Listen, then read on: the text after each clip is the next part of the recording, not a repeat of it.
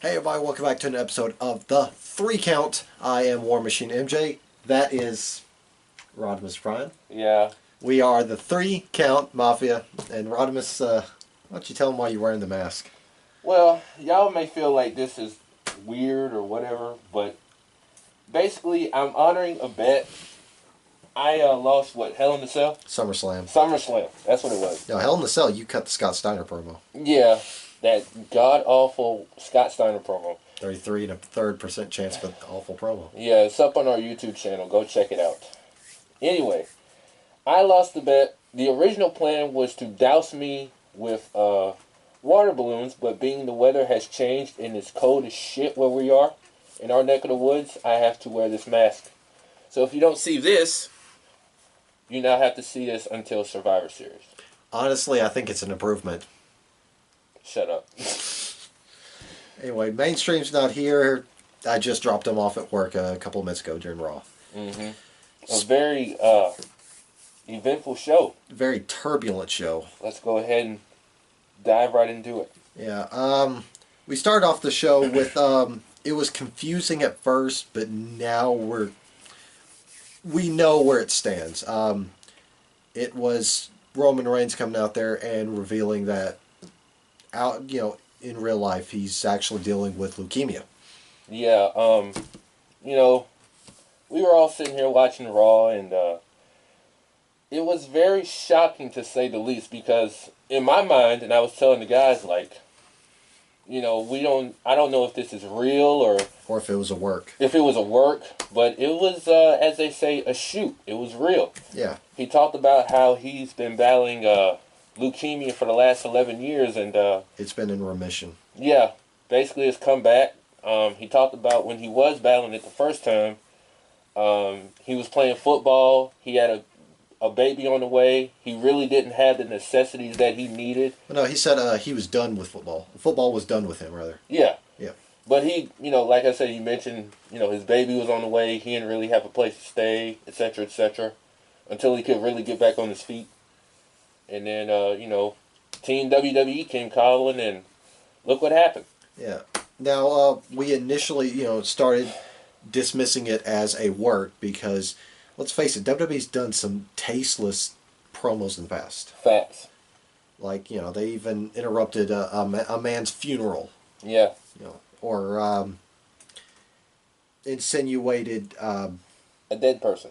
Necrophilia sex. There we go. Yeah. They've done some really tasteless stuff, and I thought this was going to be a tasteless way to get some sympathy for Roman. We could go down the list of some tasteless things that they've done.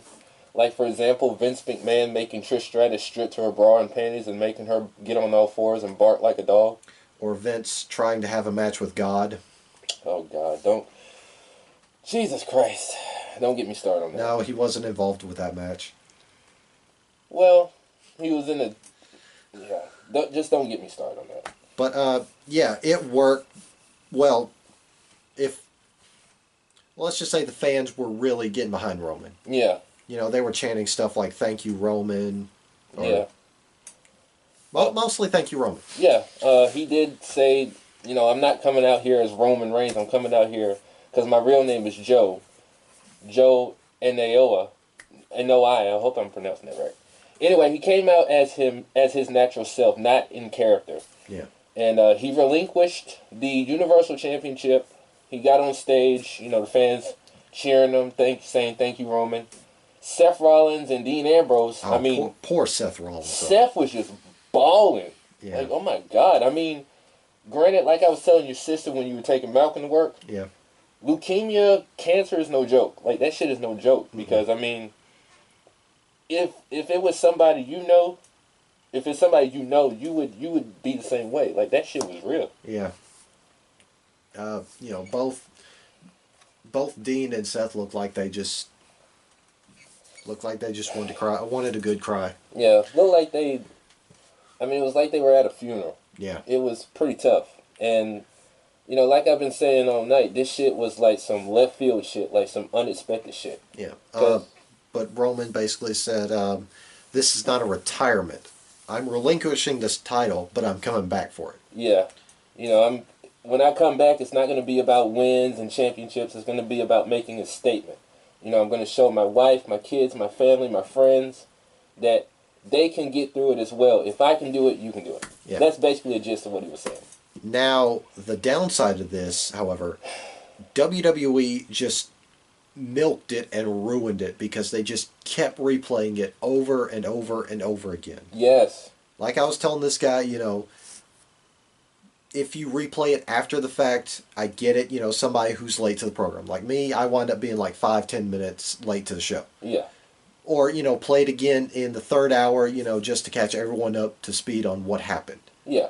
But when you play it, well, what was it? Did they play it again after I left? No. Okay. So yeah, they played it 4 times. Yeah. Now, getting back to your point, you know, if it's somebody like me, I'm getting off work. You know, I get home probably about, you know, 8:45, 9 o'clock. Yeah. If they show it, if they show that, and you know, we're texting back and forth, like, oh shit, you know what I'm saying? But being I was off, I saw it, and like you said, they were milking it till it was dry, and it was just like, come on, bro, we get the point. Now, I can forgive, you know, other people talking about it because, you know, they knew him on a personal level. I get that. Or showing, you know, where people were tweeting about that. I get it. But when you replay the same video package over and over again, you know, just milking that, Yeah. you ruin it. Yeah. And, you know, in some ways that shit was like PR purposes because I understand they want people to hear about it and see about it, but I mean, come on, bro. Like, it was a bit too much. Like, we get it. You know, he's going through something really tough and personal and shit like that, but, you know. Just stop. Tranquilo. You know, focus on, you know, something that's going to send the crowd home happy, not, oh, boo-hoo, you know. Yeah. But, what happened after that? I'm drawing a blank on what happened. Leo Rush. Yeah. Next up, immediately after that, Finn Balor came out. Yeah. Like, I just knew it was something dumb to begin with.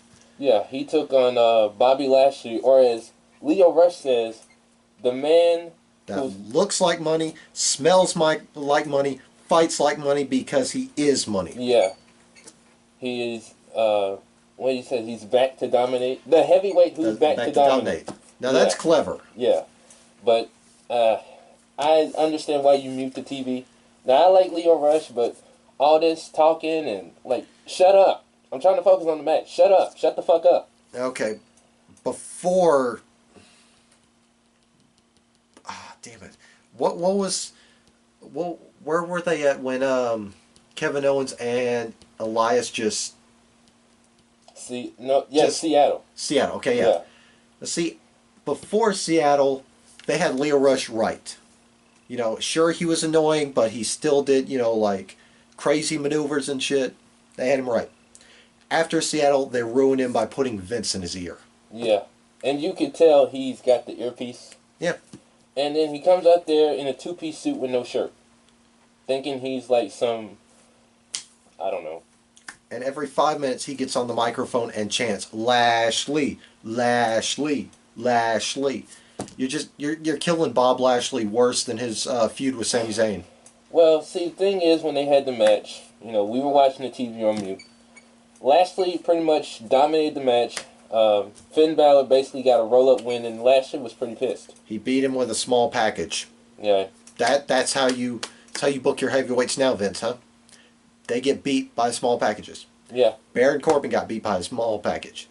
The Miz got beat by a small package. Rusev got beat by a small package. Where does it end? Or as they call it, the distraction roll-up. A small package is a small package. Fact. I'm not talking about your junk. Hey-oh! What happened after that? Let's see. Another match. They had Sasha Banks taking on Ruby Riott. I think that was next. Yeah, okay. Because they did announce earlier that at Evolution, and another thing they kept milking all fucking night, this all-women's pay-per-view. Well, I mean, I can ignore that because they do that to go home to every pay-per-view. Facts. But anyway, Sasha Banks took on Ruby Riott. It will be Sasha Banks Bailey and Natalia taking on the Riot Squad this Sunday at Evolution in a 6-woman tag. Holy shit, I forgot they were in the Dunkin' Donut Center. In Providence? In Providence, yes. Oh, God. You know, just a little side note, it's these names for these buildings are so fucking ridiculous. I know, like the Smoothie King Arena, the Camping World Stadium. Yeah. So fucking ridiculous. Anyway, yeah, everything broke down at ringside towards the finish of this match. Yeah. Where Bailey and Natalia were taken out. Sasha fought against the other members of the Riot Squad, and she fell victim to Ruby Riot. Yeah, she got hit with the Riot Kick, Ruby Kick, or whatever she called it. Yeah. Anyway, basically giving her team leverage for this Sunday in the 6-woman tag being this Sunday. So basically what we're saying is Ruby Riot got the victory. Yeah. Next up we had Brothers of Destruction, or the Nostalgia Act. I should just leave it at that. The Crown Jewel Nostalgia Act. Yeah. If you see me doing this, which means the bald-headed kid and his bald-headed brother Triple H and Shawn Michaels, D-Generation X, came out there, and they were taking pot shots at Kane because his real name is Glenn Jacobs and he's mayor of Knox County. Knox County in Tennessee. Now they said, the only X you need to be worried about is the X right here, pointed at his shirt, not his crotch. The X right here, that's the X that's going to kick your ass in Saudi Arabia. Now there is another X, but it stands for the future, and that got a huge NXT pop after Shawn Michaels said, "We both run it." Yep. Being that he is the lead trainer down there, or a trainer of some capacity. Yeah. They said, if you're not down with that, we got 2 words for you. Then before they could, put that out, it was interrupted by a crappy graveyard promo. Yeah. Where all Kane and Undertaker said, Saudi Arabia, oops, we're not supposed to say that. Crown Jewel, we're going to beat you. Melbourne was just the beginning. We got 3 words for you. Rest in peace. Yeah, they told Triple H he should have, what's that he said? He should have never came back and Shawn Michaels should have stayed retired. Yeah. Whoop-de-doo. Yeah. Yeah. Next up, we had something that started out kind of respectful and ended pretty good, which is weird for this guy. Paul Heyman came out, cut a promo. At first he was talking about Roman. Mm-hmm. Nice things, nice respectful things. It was a class act. Yeah. Then he used it as a segue to talk about Crown Jewel. Mm-hmm. Where he went on a tirade saying, basically Braun Strowman is not on the same insert area here with Brock Lesnar. Basically saying he's not on the same level, the same playing field, the same stratosphere, the same atmosphere, the same planet, plane of reality, the same existence. Yeah. All that. Braun Strowman comes out, and I just chuckled every time he said, "I'm gonna beat Brock Lesnar's ass." Yeah, basically, they were trying to what's that I'm trying to say? They were building the story around the Universal title. Yeah, since it's at Crown Jewel, it's a Braun Strowman Brock Lesnar match for the vacant title. Yeah, and Braun Strowman during his promo said that Roman Reigns, when he comes back, will get the first shot, which I find to be a very class act, being he's never lost the title. He just relinquished the title, however. Yeah. And then he said at Crown Jewel, Brock Lesnar is going to get these hands. Yeah. He turns around. Bam! Hits a big-ass Claymore kick from Drew McIntyre, and he just walks off like, yeah, bitch, what the fuck you gonna do about it? Now, see, what would make more sense than a one-on-one match between Strowman and Lesnar? Bring McIntyre into this. I didn't think about that. I'm glad you said that. Yeah. It'd still be a triple threat match, but you won't have Roman Reigns. You'd have Drew McIntyre. You'd have the original Chosen One. Yeah. There we go. You'd have the original Vince McMahon Chosen One. Yeah. Well, other than Hulk Hogan, Lex Luger, Shawn Michaels, Triple H. John Cena, on and on and on. Yeah. It's a few chosen ones, but Maybe Adam Cole will be the next chosen one. Triple H is chosen one. Bye-bye. Next up, we had Elias taking on the guy that apparently still works there, Apollo Crews. Yeah. Yeah, not much to say about this match. They came back from commercial, did a little back and forth between Elias and Apollo Crews, started the match, immediately back to commercial. Yep. Elias won with a drift away. They went back to commercial, and Elias is sitting there on the stage trying to perform his song for Providence. Well, I think before that they interviewed Drew McIntyre, and Charlie was asking him like, "Why'd you do what you did? Are you afraid of repercussion?" He was like, "No," because he got a dose of reality, and his little buddy Dolph Ziggler was there. Okay, now I remember what that was. That was just after he had walked past Gorilla. Okay, I was about to say, where the hell was that? I remember seeing it. But yeah, as we said, Elias was on the stage, about to play his song. Baron Corbin interrupts him. Yeah. Saying, we don't have time for this. We got a Raw Women's Championship contract to sign. More on that in a little bit. Mm-hmm. So, take a guitar, your stool. He said little guitar. Apparently he's worried about little things now. Apparently size matters to Baron Corbin. Yeah. He must be compensating for something. Yeah. Anyway. Apparently he ain't hitting it right in the bed. Yeah. I'm just saying. So, he kept dogging at Elias. It's like, get out of here. If Stephanie McMahon didn't like you, I would have fired you. Blah, blah, blah, blah. Yeah. He was like, Elias was like, no, I'm not going to do that. I'm going to sing my song. I was thinking of a song in my head about you. Baron Corbin cut his guitar and his mic off. Oh, no, he sang the song because he said, damn, I forgot what he opened with, but he said Baron Corbin is nothing more than a puppet with Stephanie McMahon's hand up his, and they cut it. Yeah, then that's when he cut everything off. Elias walked off. Baron Corbin was finna talk until... Yeet! Yeah. I mean, I basically saw this a mile away. Elias just pretty much whacked his ass with the guitar, and that guitar exploded like a bomb. It exploded better than a Jeff Jarrett guitar. Oh, God. That thing just fell to pieces. It didn't explode, it just... Now, I've watched some videos of Jeff Jarrett guitar shots. Some of them did explode, to me. Very, very few. Usually it's just like, they get cracked on the head, and it just like, their head is like through the guitar. Yeah. Now, I did see one where he returned to WCW, and he whacked Buff Bagwell with the guitar. That motherfucker exploded. Yeah. And he told Buff, he said, "Hey, Buff, I got your stroke right here." I was like, damn. All right. Next up, we had, of course, the women's contract signing. Now, the one bright side about this is when they took out Baron Corbin, I felt like there was a 99% chance that Stephanie McMahon was going to come out there. Yeah, I wouldn't be surprised, nor should I ever be surprised when she comes out there. But instead, WWE pulled out that 33 and a third % chance. I know that percentage adds up. That was the joke. They brought out Michael Cole to officiate everything. Yeah. Which, okay, Michael Cole's not that bad anymore. Yeah, I mean, he still has his moments, but, He's a lot better when Vince isn't in his ear. Yeah.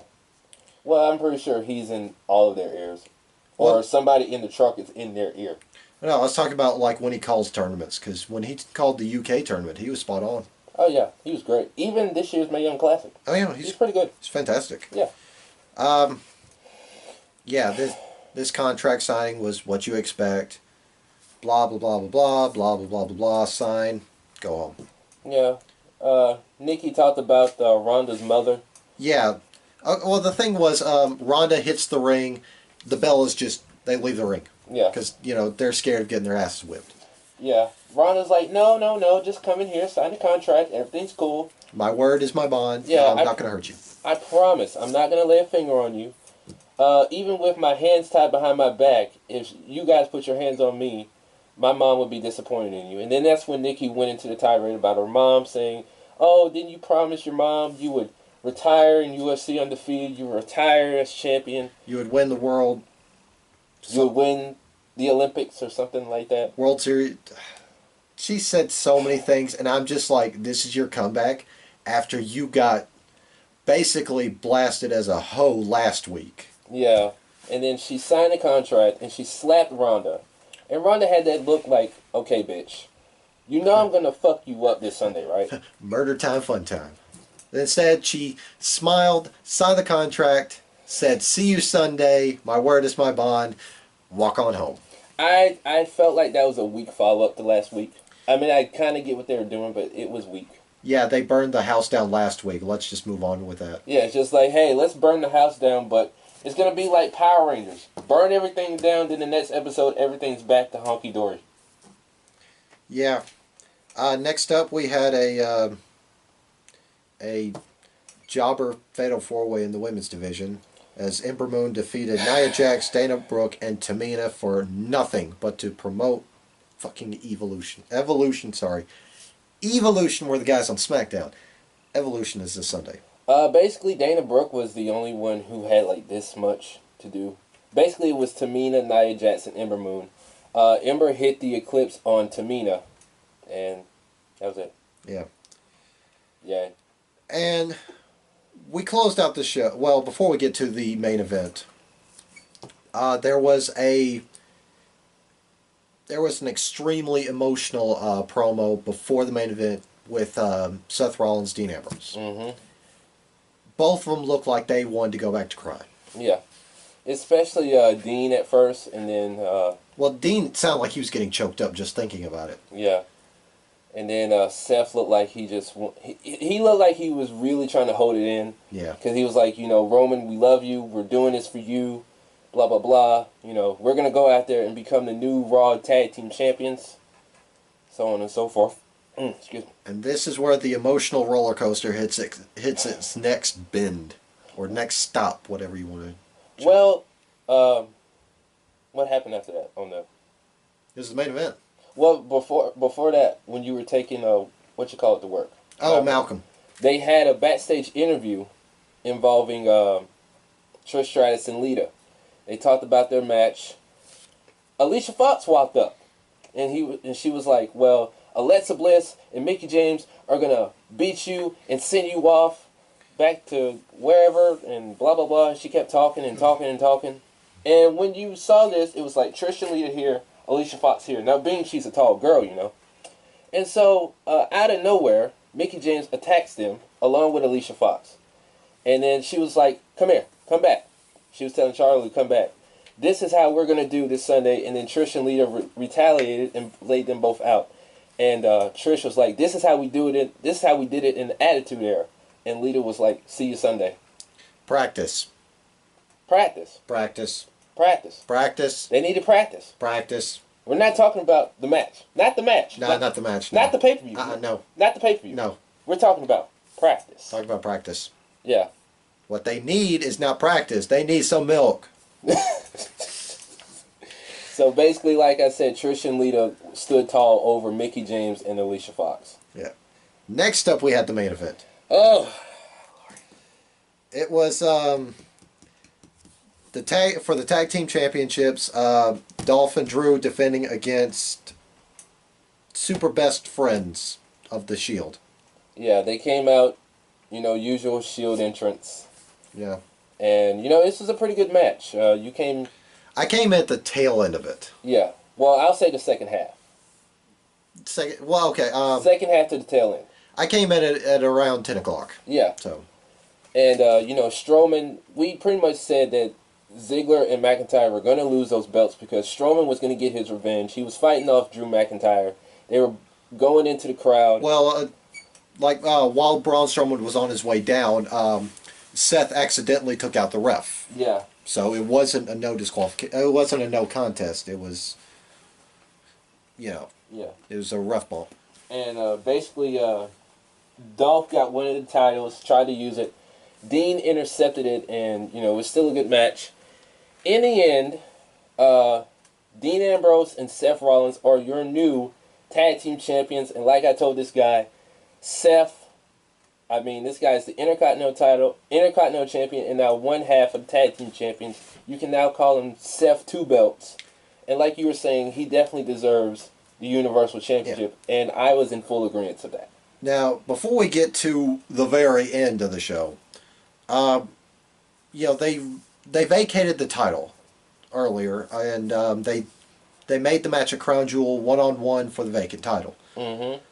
And we were, listing off people that are deserving of Universal title. We said Balor, we said McIntyre. Who else did we say? Elias. Rollins. I said Rollins definitely deserved it. Like, that was my point. Was Strowman. Yeah, it's Strowman. Well, see, I said they should have done an 8-man tournament. Yeah. Because I definitely would have put Elias, Balor, Rollins, Strowman, McIntyre. Who else? Apollo Crews. Yeah, so he can get squashed. Titus O'Neil. Kurt Hawkins. Tyler Breeze. Yeah, so he can get squashed. Yeah. Baron Corbin. Hi, Baron Corbin. Yeah, so he can get rolled up in 5 seconds like he did with Jinder Mahal. Yeah. Trying to cash in his Money in the Bank. Ooh, Kurt Angle would be in that mix. Yeah. Oh, they did have a promo involving the American Cup. Or should I say their World Cup. No. You got to say the full title. The WWE Best in the World Cup to determine the best in the world, because best in the world matters if it happens in WWE. Oh, Jesus Christ. Anyway. But the point I was going to get to was Seth Rollins, out of everybody on the Raw roster, deserves the Universal title. Amen. I mean, he is the premier workhorse of the WWE. He has restored the Intercontinental Championship back to relevance. Yes. Well, added to the relevance that The Miz and Dolph Ziggler kind of tacked on there. Mm-hmm. Not to mention, he is just fantastic, not just in the ring, but as a character too. He is amazing. I mean, he goes balls to the wall. Out. He goes out of his way to put on stellar matches. Oh yeah, he's even put on Match of the Year contenders on some of the worst pay-per-views. Yes. Like Backlash. His match against Miz was a show opener at Backlash, but it was the only thing noteworthy about Backlash, other than the fact that the fans walked out of the main event. WrestleMania, he had a pretty good match against Miz and Finn Balor. Yeah, but I wouldn't say it was the only good match on that card, because there was also the Cruiserweight match. And the mixed tag team match with Rousey and Angle and Triple H and his wife. Yeah. SummerSlam. Now, SummerSlam, top to bottom, was a great card. No, I'm saying Seth's match. Yeah. That kicked off the show. Oh, yeah. Yeah. That was very unexpected, because that was a really good match to start the show. And then the Hell in a Cell tag team match. Yeah. But yeah, Seth Rollins, I feel like, is the #1 guy to be Universal Champion. Yes. Of course, now that they've done what they did at the end of the show, Dean Ambrose could also be in that talking point. You know, that was very unexpected, because I posted a question in the group and somebody said that they did ruin the tease of the Ambrose heel turn until what we saw tonight. Wait, how'd they ruin it? Cause like they kept teasing it off and on. Since he came back. But like I was saying off camera, now that Ambrose is heel, and I'm still like, what the fuck just happened? I'm still trying to wrap my mind around it. They should go all the way, cause this has the potential to be the hottest rivalry heading into next year. You know, you say ruined it, and now that I'm thinking about it, what if they were going to go for this turn, but it was going to take a lot longer? Okay, I can understand they're trying to... Well, no, like, think about it this way. All right, let's look at last week, where Ambrose and Rollins were at each other's throats. Yeah. Who smoothed it out? Roman Reigns. Roman. What if, and if he had not gone into remission, what if, that was the plan all along? The Shield was on a fractured, line. That every time, tempers would get flared, Roman was the guy to cool it down. I get that. Yeah. And now that Roman's out of the picture, they just pulled the trigger on it. Well, going back to what you were asking, it's kind of like with the Shield. Some people look at Roman or Seth as the leader. Yeah. And I don't really see either guy as the definitive leader. Like, Yeah. they play their own roles, but they still make the group work as one. So I get what you were saying, but I always thought Ambrose was the leader, though. I don't know. Like I said, I don't really feel like either one of them. It's like me, you, and Malcolm. Yeah. You're the face, but there's no definitive leader in the group. Yeah. So, I don't know. Like I said, they really, really need to capitalize on this. They do. I mean, because this has the potential to really put eyes on the product, eyes on the TV, butts in seats. Yeah. So, I mean, they really need to capitalize on it. Or else it's just going to be a failed rivalry. And I will be very pissed if it is. Yeah. Because, I mean, it's got all the potential to be better than their first go-around at this rivalry. Yeah. But it's going to be a hard rivalry to top, given the last, friend turning on friend rivalry we saw. Yeah. Yeah, Gargano and Ciampa really stole the show. Yeah. But for those of you who didn't watch the ending to Raw, Seth was, celebrating with Dean. Dean dropped him with Dirty Deeds. Yeah. And he just went on the, why did I do that? Yeah. Basically, he was telling him, say it again. Basically beating the fuck out of him. Just ragdolled him. He took some of the padding off the mat, hit him with Dirty Deeds on the floor, took his shirt off, went up the crowd, and just looked back, and Rollins was basically left laying on his head on the floor. Yeah. And Michael Cole, he pretty much, the impact of how he said what he said, like, not on this night. Yeah. And just the crowd reaction, just the faces of some of the people in the crowd was just like, holy shit. Like, like you said, they made this all about Roman. Yeah. They came together for Roman, and then they dropped the bomb on everybody. Yeah, even that last shot of Dean Ambrose, you could clearly hear a fan say, first Roman, now this. Why, Dean? Yeah, or like a fan called him a stupid idiot. Yeah, I thought that was funny. Yeah. Like it took away from the moment for a little bit. But, yeah, I mean, people say what they want about creative. I mean, they are a pretty shitty creative team. But they know how to make moments when need be. Yeah. Because that heel turn with Ambrose, like a lot of people have been waiting on that, me included. That was really unexpected. We were not expecting that tonight. Yeah. Yeah, creative, they have their moments. Yeah. Like more often than not, it's moments, and it's very hard for them to hit a grand slam as far as rivalries go, like Becky and Charlotte. Yeah. That match is killer, top to bottom. Joe AJ, that feud was killer, top to bottom. Yeah. I say with this one, with the heel turn, I feel like even with tonight's show overall, I feel like I don't think it's a grand slam per se. It's got potential. It's got potential, but I'll say tonight's show was a home run. It was a really nice home run. Yeah. And that heel turn just made it really a good ending. Yeah. At least we didn't get the same monotony with the 6-man tags and Yeah, because now this whole Shield Dogs of War thing is just it's thrown up into high hell. I mean, Roman's gone to fight his battles. Ambrose and Rollins are at their own throats. McIntyre and Braun are at each other's throats. And basically, Dolph is on the outside looking in. Yeah. He's just going to fade into the background like the rest of them. Yeah. So, yeah. Pretty good show overall. Yeah, for once, it was a pretty decent Monday Night Raw. Yeah, compared to last week. Last week just had one high moment, and that was it. Yeah. From a grade letter standpoint, I'll give this show an A. A+.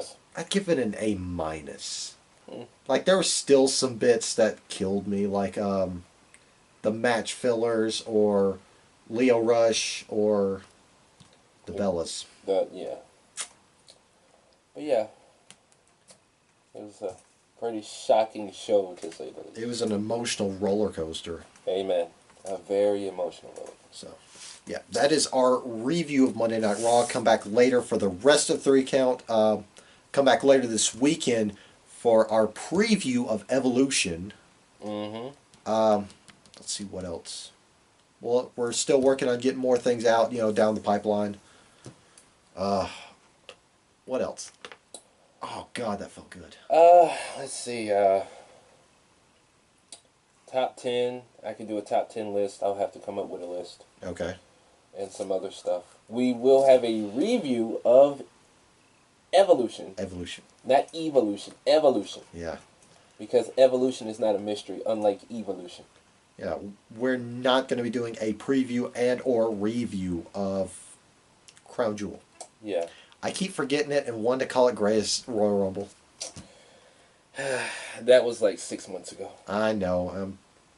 Wait, they're having two shows at that place in the same year? I thought Greatest Rumble was last year. No. Holy Because remember, WrestleMania is always like the first Sunday in April. yeah. And then they had that Greatest Royal Rumble like 2 or 3 weeks after WrestleMania. So it was like WrestleMania on top of WrestleMania in the same month. I don't know if it's a pay-per-view slog or if WWE's doing way too much to make me forget when stuff happened. They're doing way too much. They are. I wonder how it's going to be when SmackDown moves to Fox, because there's a lot of news about that. Yeah, so far the only things I've heard is Fox wants to dip its fingers in the pudding. Yeah, they want to make SmackDown more sports-oriented because they want to add it to their sports block. Yeah. And, they want to change the commentary teams. Danny Cormier is getting a tryout for the commentary team. Yeah. And so, they want to cut the comedy stuff. I say leave some of the comedy stuff on SmackDown, but don't make it like Monday Night Raw. Like, don't make it corny. Make it actually, entertaining. Yeah. Like New Day. Yeah. That's why I said they want to make it more sports-oriented. Yeah. I have a feeling that they might ship New Day to Raw. Yeah. I mean, for $1.5 billion. Yeah. I mean, hey, put your money where your mouth is. Yeah. But, yeah, that's our review of Raw. Yeah. Our thoughts and his prayers go out to Roman that he beats this thing. Mm-hmm. So, like we said, cancer is a bitch and it can suck a dick and die. Yeah, it can catch those hands. Yeah. But then again, it is Roman we're talking about, and he always kicks out at 2. Yeah. Oh, wait, that's John Cena. Wait, I thought that was Ric Flair. It's somebody. Hulk Hogan? Shawn Michaels, Undertaker. Oh, yeah, Macho Man. Yes. Yeah. Anyway, fuck cancer. Fuck cancer. Anyway, we will see you guys next time. Bam.